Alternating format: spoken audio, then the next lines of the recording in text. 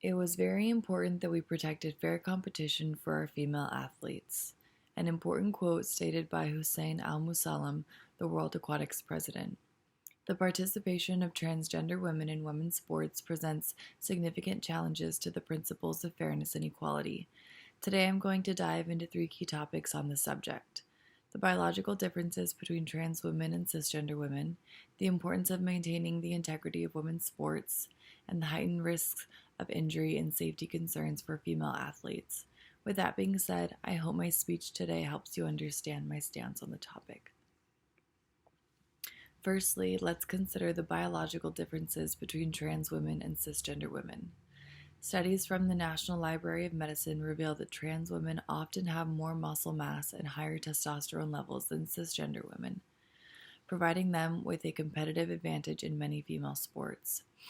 They also report that the performance gap between males and females becomes significant at puberty and often amount to 10 to 50% depending on the sport. Even with testosterone suppressive therapy, the reduction in muscle mass is minimal, around 3 to 5%, compromising the equal playing field essential for fair competition.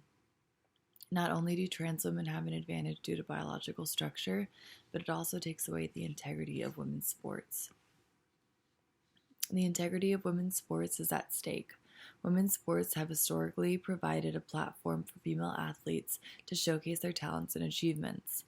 Allowing transgender women to compete in women's sports undermines this tradition and limits opportunities for cisgender female athletes.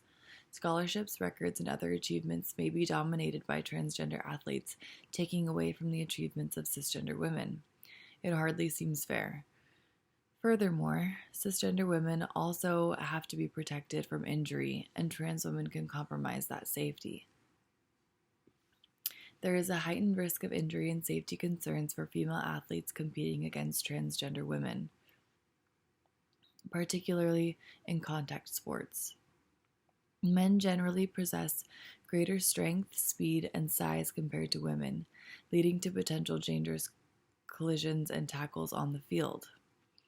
Also, emotional safety as well as physical safety is very important for creating a safe space for women and girls. It could relate to religious reasons, past trauma, or expectations of an all-female environment. Girls and women who don't feel emotionally safe may be less inclined to talk openly about biological realities of their same gender. One example of physical risk is of a volleyball player who has received long-term injuries due to a trans opponent spiking the ball so hard at her face that she now suffers from vision impairment and partial paralysis. When it comes to the key factors that affected different sports, men have 10 to 12% faster times for swimming and running, 10% better at jumping, and 35% better at weightlifting. Therefore, knowing these statistics makes trans women have an advantage and possess more injury risk to cisgender women in contact sports. In conclusion, the participation of transgender women in women's sports challenges the fairness and equality due to biological differences, compromising the integrity of women's sports and posing safety and injury risks. It's imperative that we address these concerns to ensure a level playing field and uphold the integrity of women's sports.